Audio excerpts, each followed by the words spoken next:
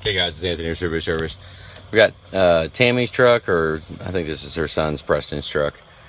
I don't remember if I made a video yesterday or not. This thing does crazy freaking cutout only at the beginning, only when you first start it. So I'm gonna go ahead and video it, get some screen set up here, and let's see if I can catch it and see what the hell's going on with it. Hang on a second. Okay, I hooked to this yesterday. I know the sounder on the back of the instrument cluster is making all kinds of racket. It does not sound good at all, and we're getting instrument cluster codes, so I might go ahead and reprogram the instrument cluster. And you know, I mean, we got to start with where we're seeing problems at. But I mean, if the instrument cluster has something to do with it cutting out, not even cutting out, kind of acting like it's running out of fuel, like you know, like a pump, high pressure pump, or even a fuel pump. But damn, it's not. I mean, you got to remember, on anybody that's following this, when RPM of the engine, when crankshaft rotation slows down, it will actually cause the pump to not pump as much, right? And then the IPR will ramp up. It's hard to catch. It's a hard thing to accurately catch, you know, because as it's bogging down and dying, is the IPR maxing out, trying to pick up, because are the RPMs dropping because of the pump, or are they dropping because of some other reason? Like right here, we got cam and crank circuit opens, which, I mean, if cam and crank circuit open codes are in here, the damn thing should not start, but it will start. Right there, instrument cluster not configured correctly. So I might go ahead and do that. We'll start there and clear these out. I'm gonna go ahead and program the instrument cluster real quick. It don't take that long, so let's do it real quick. Hang on. Okay, went ahead and cleared the codes. Only one left. You see it here? It's instrument cluster. So let's do this real quick. Hang on. But with that said, those of you that don't know, this truck will run with no instrument cluster physically in the truck. It will run. All right, hang on. I said hell with it. Went ahead and I had to park it in the grass for overflow here. I'm gonna go ahead and fire it up and get it pulled over in the driveway out of the sun. So, but I'm gonna go ahead and fire this up. Let's watch the ICP volts, 15 volts at the top. Let's see if I can get them to show. ICP volts at the bottom. Yeah, you can't see a damn thing. I'll just watch it. Hang on. That took a while to fire up. Had ICP too. High pressure oil was fine. Still took a minute to fire up. I need to get out of the sun. Can't see shit. Hang on. Well, let's just show this. Shut off compensation. Let's see what injectors we got. Holy shit, 3 is overfueling.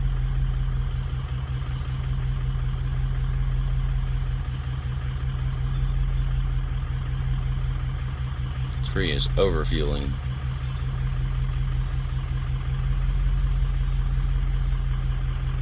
That sucks. Hang on. Oh, I just got a mean drop on number 4.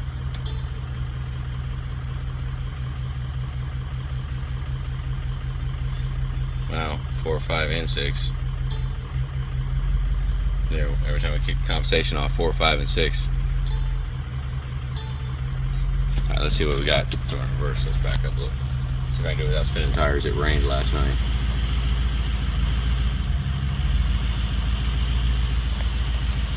Let me get it off the grass and then we'll see. Oh, hang on. Alright, here you go. Make sure I'm not going to pack into this freaking car over here.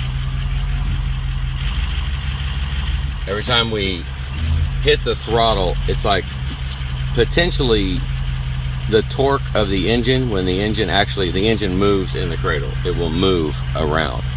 And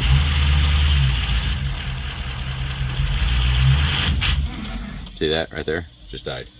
All right, so hang on. That's now I bet you we'll check it real quick and see if it threw cam and crank codes. We might be looking at wiring issue, because I mean, that was, I don't know, that's not high pressure oil, that's ignition telling it to shut off. That's it's shutting it off. So hang on a second, let's see if we got cam and crank codes just from that, because I already cleared them. Hang on.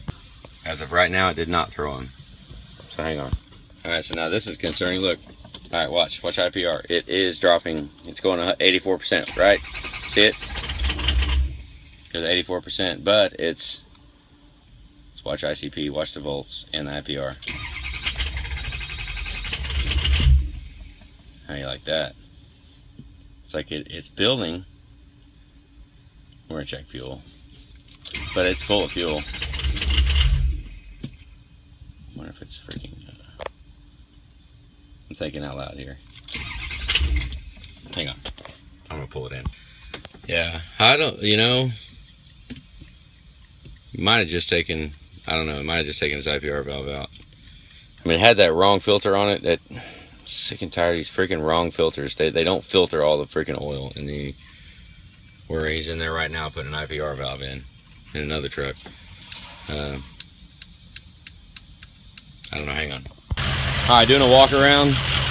Yeah, Preston, you're gonna have to take a little better care of your truck before we're gonna spend a bunch of time making it right.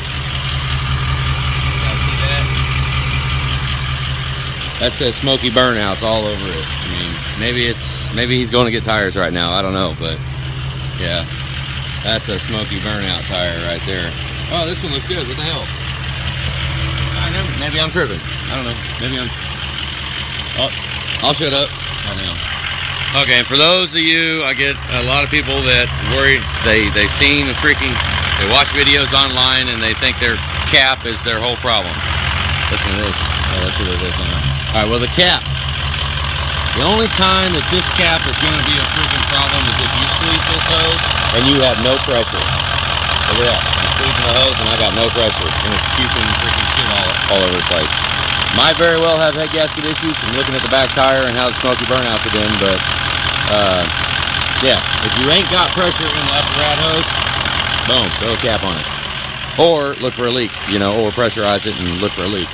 You know, I mean, I've got caps. Caps is fairly low labor to replace, right? So, yeah, we need to see if he's got a cap.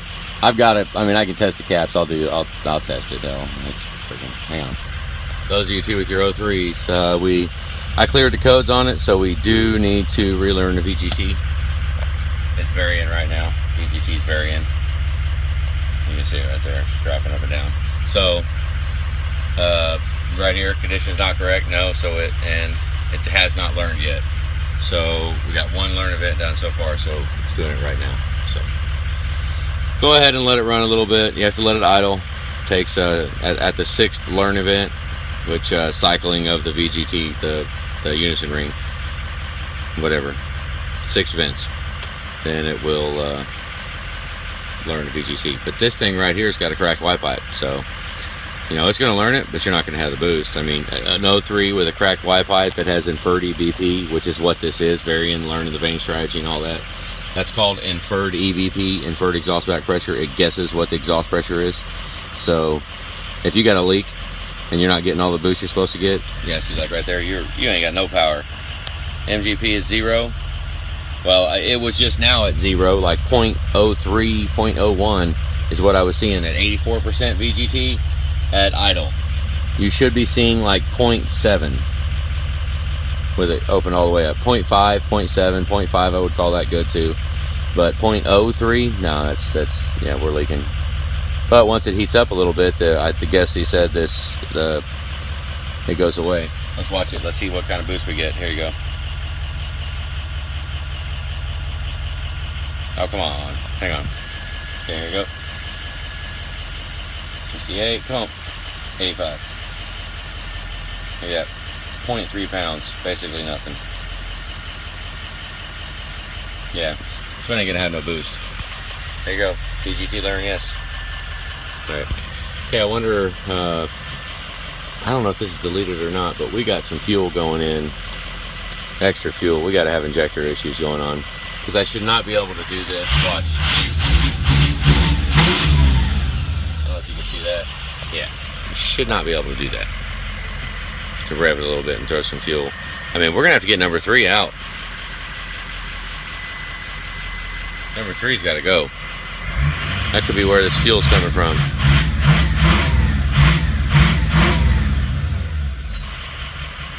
Look at it. Yeah, I mean, whether or not it's the issue on the starting, I mean, it's not detrimental yet, but if it is, you know, if the plunger in the nozzle is not sealing all the way when it should be and letting fuel go in all the time in the cylinder, it's not going to get any better. It'll wind up getting worse, and you keep throwing more freaking fuel in it. I mean, but now look how number 4 is dropping. Now we don't want to pick on it too much, because the PCM will overfuel one injector to pick up the slack for the other one. But it was just now higher when 4 was running good, was normal. So, you know, high injector is nothing to play around with. I built a lot of engines because of overfueling injectors. So, you get a little throttle. Look at number 4.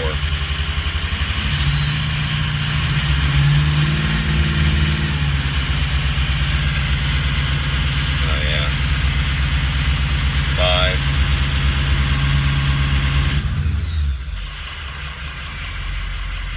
Let's go for a drive. Hang on.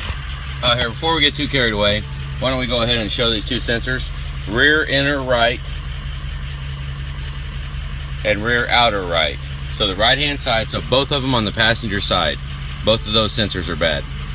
So yeah, and then your overhead trip's showing screwed upness. Hang on. All right, 3 is just consistently being high. Like it. Let's live in Colorado or something. Let's see. Now 4's high. Can't really go off that too much though. Hang on. Look at this, guys. It's just high. We gotta get number 3 out.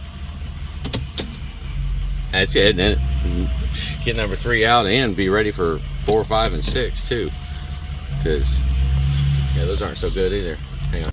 Okay, I mean, it's fairly normal, but this is the blue line inside of there is where the EGR valve is actually opening and closing. The green line is the plus or minus tolerance. Up here is where it's being commanded. You can see it was commanded down and it just snapped all the way shut. Fairly common, fairly normal. It's also got a little jump up there which says, I mean, it's a stock truck with an EGR valve. Yeah, so you know, you can see right there we moved it again and it got a little bit better. So yeah, hang on. Mass airflow failed. I don't know if it has a stock box or not. I mean, what it could be is it's sucking more air. You know, basically it's got a up pipe, Y pipe leak, and it's sucking more air through the mass airflows than it's seeing boost out of the map, out of the intake. So yeah, I mean, whatever. That sucks. Boy, that's weird. I mean, it could be injectors. I mean, if we have 3, 4, 5, and 6 all screwing up, it will kill the truck. I mean, it will, because once it gets warm, everything's fine. So, you know, we could have injector issues. Of course, condition of the fuel system, we have to, it's not up yet. I'm just doing diag where we can pull it in later. We got more stuff. It's in line, but yeah, check fuel system, and then I mean, we know we need 3, 4, 5, and 6, which freaking sucks. But and a freaking instrument cluster. Shit, I was gonna do that. Hang on. All right, I don't have the numbers, so I don't have the numbers. Might have to pull it out and see if there's a tear tag on the back of it, but yeah, to program the cluster, so gonna have to ride with it. That sucks. I'll see if there's a tear tag when we get it in, but I'm gonna go ahead. I don't know, I'm gonna keep chewing on this one because once you warm it up, the issue goes away. So that freaking sucks. I mean, it runs fairly decent aside from crappy injectors. So yeah, we're gonna have to chew on it a little bit more. I'm gonna let it cool off and I'll do another freaking drive on it. Just sucks. Sucks. Takes a lot of time to do intermittent issues with trucks, especially that will only do it at one certain time in the heat cycle of the engine. That sucks. Just go ahead and take that time. Damn it. All right, guys, have a good day.